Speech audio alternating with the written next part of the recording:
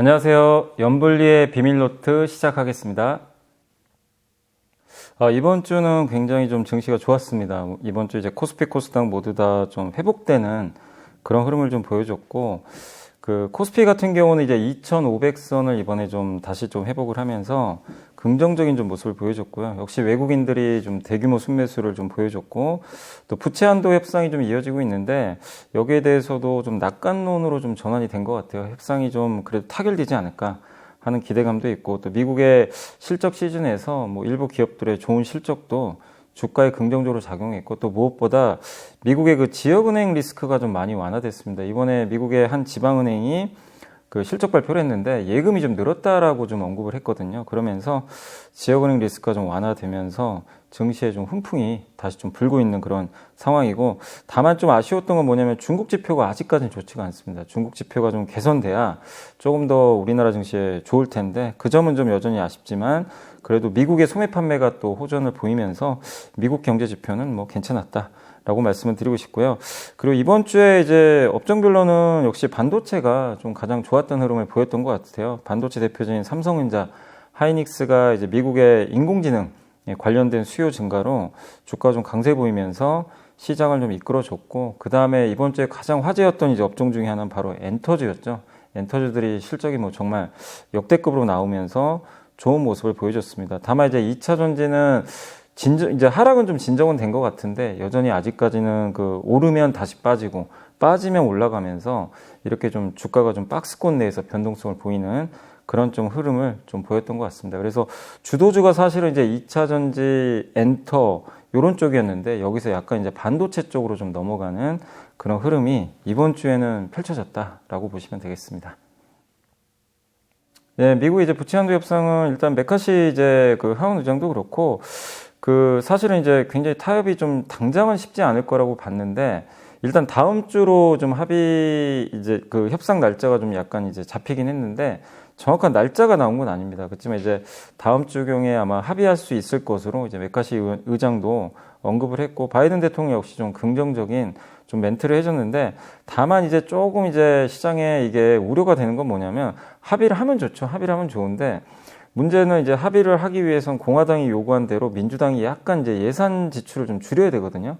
이 예산안이 만약에 좀 삭감이 된다라면은 결국에 그 미국의 뭐 전기차 보조금이라든가 신재생 에너지에 들어가는 이런 보조금, 혹시라도 이런 게 또 감소할 수도 있어요. 만약에 그렇게 된다면 이게 증시에는 좋을 수가 없는 거죠. 그래서 이 부채 한도 협상의 타결을 우리가 긍정적으로 바라봐야 되겠지만 그 내용을 좀 한번 체크를 해보시면 좋겠습니다. 그래서 다음 주에 한도 협상에서 공화당의 안대로 될지, 아니면 뭐 민주당이 요구한 대로 될지, 아니면 절충을 해서 일부 삭감이 될지, 이 내용에 따라서 증시 분위기는 또 바뀔 수 있으니까 체크하시고, 어쨌든 한도 협상이 타결되는 거는 이제 시장이 좀 반영은 되고 있다라고 좀 보시면 좋을 것 같습니다.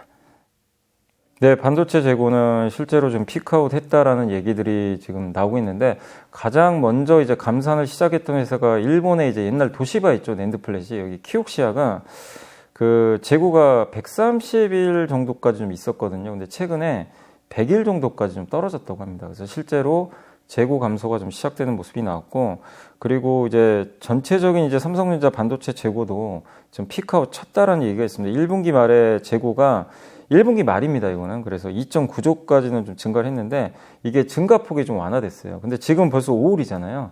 5월이니까 지금 키옥시아나 다른 경쟁사들 이렇게 재고가 준 거 보면 삼성전자도 좀 감소를 좀 하고 있지 않을까, 이렇게 추정을 하고 있고, 실제로 지금 삼성전자도 이미 감산에 들어갔기 때문에 감소 가능성은 좀 높아졌고, 또 최근에 DDR5가 이제 신제품으로 나왔는데 이게 사실 그 인공지능 반도체 쪽에 좀 들어가거든요. 그러니까 신규 수요가 나오다 보니까 이쪽에 대한 이제 그 출하량이 좀 늘면서 수요도 조금씩 늘어나는 그런 모습인 것 같습니다. 그래서 반도체 쪽에 대한 재고 부담은 이제 좀 피크아웃은 했다라고 보셔도 좋을 것 같습니다.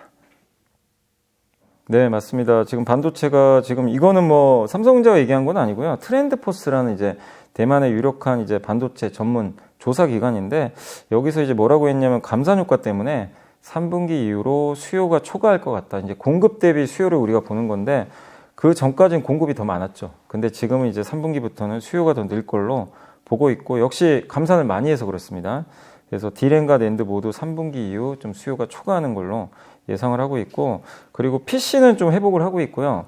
스마트폰 같은 경우는 신제품이 아마 하반기부터는 좀 나오니까 조금씩은 좀 괜찮아지지 않을까 이렇게 좀 보고 있고, 그리고 중국의 제조업이 좀 안 좋지만 하반기부터는 중국의 제조업도 조금씩 개선될 걸로 좀 보고 있습니다. 그리고 국제 반도체 장비 재료 협회가 있거든요. 여기서도 이 위축된 지금 분위기가 2분기에 좀 완화되고 3분기부터는 좀 전진적인 좀 회복세가 나올 걸로 지금 전망을 하고 있고요.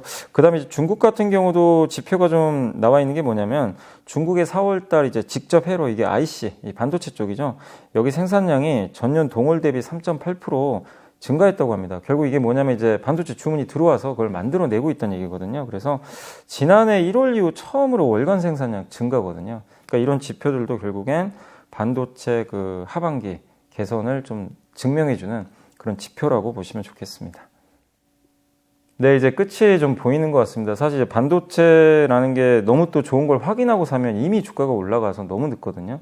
그래서 지난 이제 한 20년간의 사이클을 보면은 몇 가지 신호들이 있었죠. 감산을 먼저 한다거나 아니면 재고가 감소하는 게 보인다거나, 이럴 때 이제 그 보통 주가가 추세적으로 이제 돌렸던 경우들이 있어요. 그러니까 외국인들도 그런 학습 효과가 있다 보니까 사실 이제 작년 이제 가을부터 했죠. 가을부터 조금씩 매수가 늘어나더니 올해 이제 1분기 지나고 삼성전자가 감산 발표하고 나서는 오히려 이제 매수가 더 강화되는, 그러니까 과거에 그런 이제 학습 효과를 기반으로 해서 앞으로 반도체는 불황이 끝날 것 같다라고 좀 확신을 하고 있는 것 같아요. 그래서 올해 들어서만 삼성전자를 외국인들이 8.2조 정도 좀 순매수를 했거든요. 그만큼 지금 반도체에 대해서는 긍정적으로 보고 있고, 5월달 현재까지 기준으로 지금 삼성전자를 거의 한 5천억 정도 샀거든요.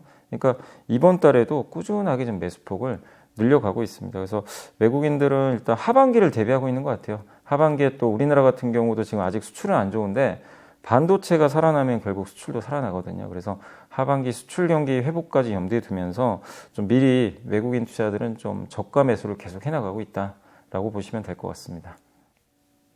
네, 맞습니다. 이제 미국의 필라델피아 반도체 지수가 어떻게 보면 이제 우리나라도 반도체 주가에도 영향을 많이 주는데, 이 필라델피아 반도체 지수의 특징은 사실은 이제 비메모리가 많아요. 메모리는 거의 마이크론하고 웨스턴 디지털 정도고, 대부분은 이제 이 필라델피아 반도체 지수에서는 뭐 비메모리, 엔비디아라든가 인텔이나 이런 기업들이 많이 차지하고 있는데, 여기서 이제 엔비디아 쪽이 올해 105%나 주가가 좀 급등을 했거든요. 그러니까 이게 이제 챗 GPT 수혜 때문이죠. 이 챗 GPT에 인공지능 반도체가 들어가야 되는데, 그걸 연산하기 위해서는 CPU보다는 그래픽카드, 엔비디아가 주력으로 만드는 GPU가 많이 필요하다. 근데 거기 GPU에 들어가는 또 메모리 반도체가 또 같이 탑재가 돼야 돼요. 그런 것들을 또 SK 하이닉스가 HBM, 고대역폭 메모리 반도체라고 하는데, 이걸 만들어서 또 공급을 하고 있습니다. 그래서 이런 부분들이 뭐 필라델피아 반도체 지수, 어떤 엔비디아 주가 상승과 맞물려서 우리나라 삼성전자, 하이닉스 쪽에도 좀 긍정적으로 좀 작용을 하고 있는 것 같고요. 그리고 미국의 증권사 번슈타인이라고 있는데, 여기서 또 최근에 AMD 있죠. 그 CPU 만드는, 요게 이제 PC에 영향을 많이 받는데, PC도 우리나라 메모리 반도체의 중요한 주요 수요처죠. 근데 여기에 대해서 AMD에 대해서 투자 의견을 상각했는데, 그 내용이 뭐냐면 상향 조정한 배경은 PC 시장 취약이 끝났다라고 좀 보고서가 나왔다고 합니다. 이 얘기는 메모리 쪽에서도 이제 앞으로 PC 쪽은 수요가 늘 수 있다는 얘기고, 그러면 이제 우리나라 업체들도 당연히 메모리 쪽에 대한 어떤 수요가 늘면서 업황이 이제 반전될 수 있는 그런 어떤 이제 뭔가 시그널이 나온 거 아닌가, 이렇게 좀 시장은 보고 있는 것 같습니다. 그래서 필라델피아 반도체 지수도 오르고 한국의 반도체 기업들도 올라가는 그런 이제 선순환 구조가 이번 주 내내 좀 펼쳐졌다라고 보시면 되겠습니다. 네, 이번 주에 제일 이슈 중에 또 하나가 이제 미일 메모리, 그러니까 낸드죠. 낸드 플래시 업체가 이제 합병한다. 키옥시아가 지금 전 세계 2등입니다. 낸드 21%, 웨스턴 디지털이 4등, 15%고요. 1등이 이제 삼성전자고 3위가 SK하이닉스인데, 두 회사가 이제 합치게 되면 거의 삼성전자하고 비슷하거나 조금 더 앞서게 돼서 1위로 올라설 걸로 지금 보고 있는 것 같습니다. 다만 이런 상황이면 이거 삼성전자한테 좀 불리한 거 아니냐, 이렇게도 보실 수도 있지만, 지금은 그게 악재가 아니라 오히려 좀 호재로 보시는 게 맞는 것 같고요. 지금 이게 무슨 얘기냐면, 보통 이제 업황이 너무나 안 좋을 때, 극단적으로 나쁠 때 합종 연행이 일어납니다. 뭐 어떤 회사가 파산을 하든가 M&A를 하든가요. 이 업체 수가 줄어버리는 효과라고 하는데 이걸 이제 합종연행이라고 하는데 이 현상이 과거에도 여러 번 있었죠. 옛날에도 그 2009년이었죠. 독일 키몬다가 파산을 했었고요. 2012년도에 일본 엘피다가 파산을 했거든요. 이 기업들이 없어지고 나서 어떻게 됐습니까? 메모리 반도체 시장이 굉장히 또 큰 그림이 또 좋아지는 모습이 나왔기 때문에 이번에도 좀 비슷한 좀 흐름이 나올 걸로 좀 보고 있고, 특히 낸드 플래시 영업이익률이 그 지금 키옥시아 같은 거는 마이너스 70% 정도 되거든요. 그러니까 만들어서 70% 손해보고 좀 팔고 있는 거예요. 그 정도로 지금 업황이 안 좋거든요. 근데 여기서 둘이 합치지 않으면 파산될 수 있다고 좀 본 것 같아요. 그래서 미국과 일본 뭐 성격은 좀 다르다 하더라도 합병을 아마 좀 결정을 좀 한 게 아닌가 이게 보여지고, 물론 아직은 과정이 남아있는 게 합병을 하려면 반독점 이거 그 승인을 받아야 되거든요. 그래서 일본에서도 허가가 좀 떨어져야 되고, 일본 정부가 허가할진 모르겠지만 이 설득을 하겠죠. 만약에 합병 안 하면 파산한다, 이런 아마 논리면 충분히 좀 승인을 하지 않을까 이렇게 좀 보고 있고, 그리고 또 되게 이번 주에 나왔던 보고서 중에 좀 흥미로웠던 게 한 애널리스트분은 또 이렇게 보고 계시더라고요. 그러니까 삼성전자가 이걸 의도한 거다. 그러니까 작년에 아마 기억하시겠지만 삼성전자가 낸드 감사 안 했거든요. 남들 다 하는데 감산을 하라고 했는데도 삼성전자는 계속 우린 안 한다. 이렇게 했던 그 목적이 지금 드러난 거 아니냐. 무슨 얘기냐면 결국 감산을 안 했더니 지금 두 업체가 좀 합병까지 지금 가는 거잖아요. 그럼 삼성전자 입장에서는 한 회사의 좀 파산까지도 좀 염두에 두고 좀 계속해서 증산을 한 거 아니었나, 이렇게도 좀 보고 있는 것 같습니다. 근데 어쨌든 파산은 아니지만 합병을 해서 하나의 회사가 되면 삼성전자는 목적을 달성한 거죠. 그게 맞다면. 그러면 이제 삼성전자 입장에서는 더더욱 증산할 이유가 없어졌죠. 목적을 달성했기 때문에 삼성전자도 부담 없이 더 감산을 할 가능성이 높습니다. 이렇게 되면 훨씬 더 좋은 하반기 그 업황 전개가 나올 것 같고, 마지막으로 하이닉스한테도 좋아요. 하이닉스는 키옥시아의 지분 4조 원 투자한 게 있거든요, 과거에. 근데 이거를 지금 팔 수도 없고 지금 묶여 있어요. 지금 하이닉스는 현금이 급한 지금 상황인데, 근데 이거를 합병을 해서 기업 가치가 좋아지면 나중에 재매각하기도 좀 편해지고, 그리고 합병해서 기업 가치 올라가면 이 자산 손상 차손이 아니라 자산이 다시 이게 증익이 될 수도 있거든요. 그래서 재무 구조가 좋아지는 효과까지 발생하니까 하이닉스한테도 좋다. 그래서 합병하는 건 우리 한국의 삼성 하이닉스의 모두한테는 좀 좋은 뉴스다라고 보시면 될 것 같습니다. 예, 맞습니다. 일본 정부가 지금 반도체 뭐 쟁거름한다 뭐 이런 이제 기사들도 나와 있는데, 지금 일본의 최대 단점이 지금 뭐냐면은 그 제조업체가 사실은 그 아까 말씀드린 키옥시아밖에 지금 없는 상황이거든요. 그래서 지금 상당히 좀 제조업 경쟁력이 떨어져 있고, 장비나 소재 쪽은 좀 잘하는데 제조가 없다 보니까, 그래서 지금 이 대만의 TSMC 같은 경우는 이제 일본에 이번에 이제 투자해서 반도체 거기 구마모토현의 파운드리 공장을 이제 짓고 있는 걸로 지금 알려져 있고, 마이크론 같은 경우도 지금 향후 몇 년간 일본에 우리나라 돈으로 한 5조 원 정도 투자를 해가지고 아마 이제 반도체 공장을 짓는 걸로 지금 결정을 좀 한 것 같습니다. 그러면 이렇게 되면 이제 일본이 기존에는 이 반도체 제조 공장들이 거의 없었는데 일본이 또 하나의 제조 시설이 되는 거죠. 근데 이게 결국엔 국제적인 정치 역학 때문인 것 같아요. 그러니까 일본도 그렇고 사실 유럽도 그렇고 미국도 똑같아요. 반도체 제조가 좀 약한 편이거든요. 거의 대부분이 어디 있습니까? 중국, 대만, 한국에 있는데, 이거를 이제 제조업을 좀 육성을 하고 싶은데 그게 쉽지 않았던 건데, 미국이 자꾸 이제 중국을 치니까 중국의 제조 공장 만들기는 너무 어렵습니다. 그렇다고 뭐 인도나 동남아에 만들기 좀 어렵거든요. 그래서 결국엔 그 일본 입장에서는 그런 이제 어떻게 보면 미국과 중국의 갈등을 좀 파고들어서 일본에 공장을 유치하면 보조금 주겠다. 약간 이제 미국 방식으로 가는 거죠. 그래서 공급망 재편을 하면서 일본이 어쨌든 공장을 유치했고, 얼마 전에 또 삼성전자도 금액은 크지 않지만 일본에 어쨌든 뭐 연구시설 정도로 좀 투자할 수도 있다. 이런 얘기도 나왔고, 그게 또 잘 된다면 또 거기에 공장을 지을 수도 있죠. 그러니까 결론적으로 이 모든 게 이 글로벌 공급망이 재편되면서 일본까지도 어쨌든 그 반도체 공장이 지어지는 그런 수순으로 갈 수 있을 것 같고요. 여기서 투자 아이디어는 뭐냐면, 그럼 결국엔 우리나라 반도체 소부장 중에서 일본 기업이 뭐 일본의 그 장비사나 일본의 소재 업체나 이런 쪽에 좀 공급하는 기업들이 있어요. 아니면 일본의 뭐 키옥시아라든가 이런 쪽에 혹시 공급하는 회사들은 일본 시장이 커지면 수혜를 받겠죠. 그래서 그런 쪽도 한번 고민을 해보시면 좋을 것 같습니다. 네, 이재용 회장이 이제 22일 동안 이제 해외 출장을 이제 갔다 왔고, 사실 마지막에 제일 임팩트가 있었죠. 그 일론 머스크를 만났죠. 그래서 일론 머스크를 만나서 무슨 얘기를 했는지는 공개는 안 됐지만, 결국 차량용 반도체 논의한 게 아닌가, 이렇게 좀 보여지고, 실제 삼성전자 파운드리 주요 고객사 중에 하나가 지금 테슬라거든요. 그래서 테슬라의 자율주행 칩을 사실 그 삼성전자도 좀 만들어주고 있기 때문에, 둘 간에 어쨌든 뭔가 반도체 쪽에 대한 공급 논의가 있지 않았나 이렇게 보여지고, 물론 이제 요거는 약간의 내피셜일 수밖에 없는 게 어떤 내용이 있는지 모르니까, 다만 이제 삼성그룹이 지금 하고 있는 게 반도체만 하는 게 아니라 삼성 SDI가 지금 배터리를 하고 있잖아요. 거기서 삼성 디스플레이는 차량용 디스플레이 만들고 있거든요. 또 삼성전기는 자동차에 들어가는 MLCC를 만듭니다. 그러면은 이게 이 테슬라 전기차 쪽에 이런 것들이 다 들어갈 수도 있는 거죠. 그러니까 반도체 외에도 다른 부품 논의가 좀 있지 않았을까라고 좀 추측은 할 수 있을 것 같고요. 그리고 이번에 뭐 일론 머스크만 만난 건 아니고 뭐 엔비디아 CEO도 만났고, 그다음 구글 CEO, 마이크로소프트 CEO인데 다 여기가 어디죠? 주요 고객사들이에요. 엔비디아 칩도 만들어줬고, 뭐 MS라든가 이쪽도 지금 서버 계속 지금 뭐 클라우드 사업도 하고 있기 때문에, 결국 이재용 회장의 어쨌든 이번에 그 뭐 미국의 출장의 목적은 반도체 파운드리 같습니다. 메모리보다는 파운드리 쪽에 대한 고객사 확보 차원에서 좀 영업적으로 아마 이번에 좀 CEO들을 만나고 왔는데, 이 성과가 실제 나올지 모르지만 하반기에 좀 잘 나와주길 좀 기대하고, 만약에 TSMC가 지금 TSMC를 추격하는 입장인데, 삼성이 어쨌든 고객사를 계속 하반기에 늘려간다면 기업 가치가 또 올라갈 수 있거든요. 그래서 이번 방안이 그냥 뭐 만나고 오는 거에서 떠나서 실제 수주까지 이어질지, 그걸 이제 우리가 좀 추적을 해 나가야 될 것 같습니다.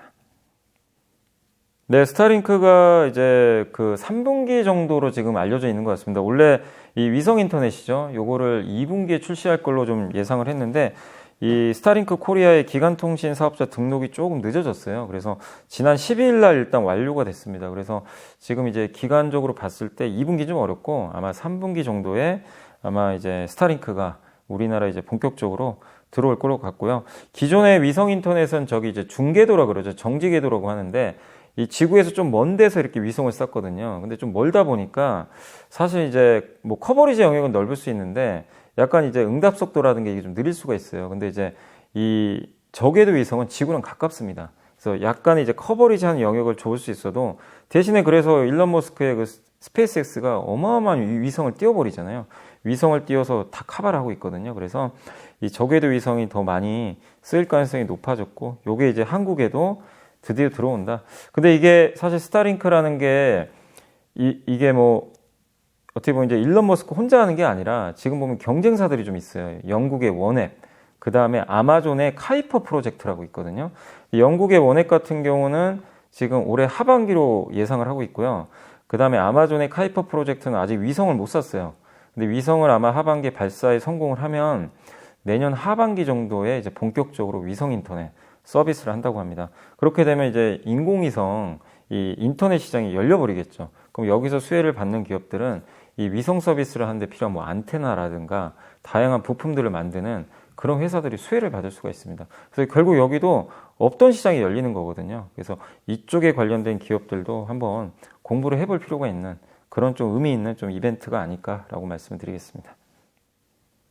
네, 애플 사실 뭐 엄밀히 말하면 금융사는 아니지만 금융사라고 봐도 될 정도로 정말 파격적인 좀 행보를 보이는 것 같습니다. 이번에 애플이 연 이자죠, 4% 고금리 저축 상품을 좀 이렇게 그 이번에 공개를 했거든요.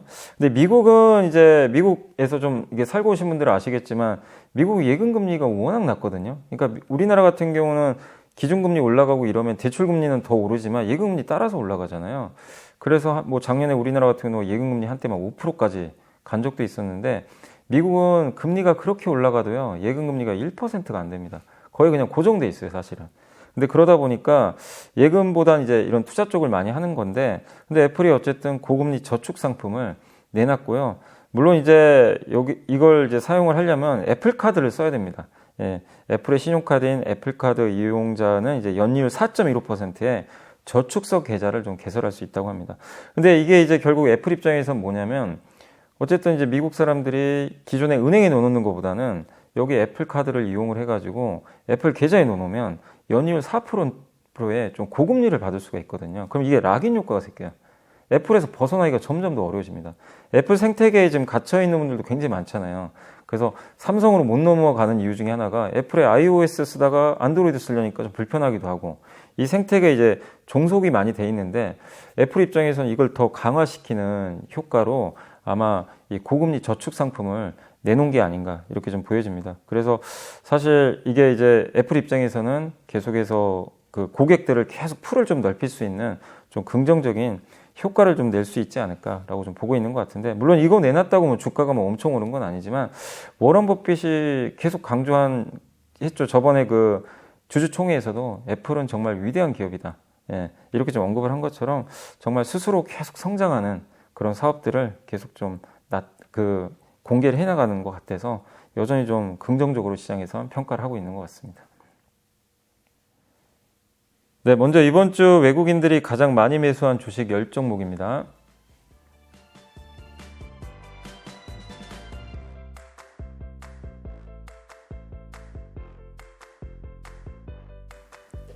이번에는 기관 투자들이 가장 많이 담은 종목들입니다.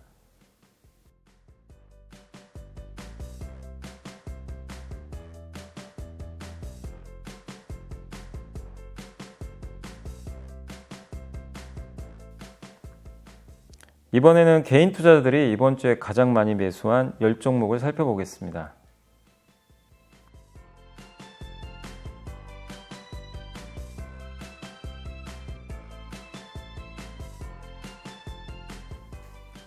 이번에는 이번 주 들어 가장 많이 상승한 10개 업종을 살펴보겠습니다.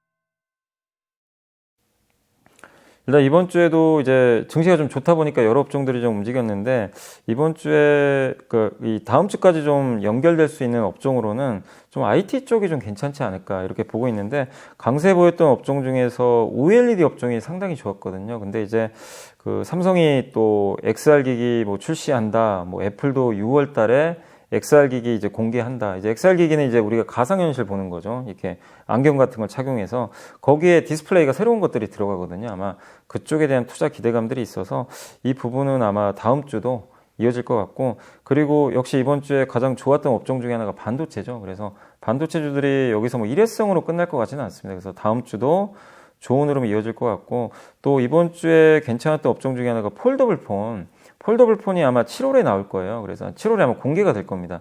그래서 강했는데 계속해서 좀 모멘텀들은 이어질 가능성이 있고, 또 마지막으로 타이어 업종도 좋았는데 넥센 타이어라는 이제 기업이 또 미국에 증설한다고 공시를 했습니다. 그리고 워낙 그동안 또 주가도 부진했기 때문에 가격 매력도 있어서 타이어 업종도 다음 주까지는 조금 더 좋은 흐름이 이어지지 않을까라고 보고 있습니다. 네, 이번 주에는 이제 흥국증권에서 나온 그 이의진 연구원님이 이제 폴더블 폰 관련된 내용입니다. 그 보고서가 나와서 한번 소개를 해드리겠습니다. 중국과 함께 다시 고성장이다. 2016년부터 스마트폰 시장이 6년간 연평균 역성장을 했어요. 성장을 못하고요. 뒷걸음질을 쳤거든요. 그리고 22년도에 출하량이 12억 대밖에 안 됩니다. 보통 1년에 아무리 못해도 13억 대 이상은 팔리는데 이게 12억 대밖에 출하가 안 됐고, 수요가 10년 전으로 돌아가 버렸어요. 그만큼 지금 스마트폰은 굉장히 어려운 상황이고, 저도 이번에 이 보고서 보고 안 게 이 중고 리포폰 시장이 요새 워낙 커지다 보니까요. 사람들이 이 스마트폰 잘 안 바꾼대요. 원래 스마트폰 교체 주기가 21년도가 23개월, 그러니까 2년 좀 안 돼서 사람들이 바꿨거든요. 지금 작년엔 교체 주기가 얼마로 늘어났냐면 43개월로 늘어났다고 합니다. 그러니까 사람들이 안 바꾸는 거죠.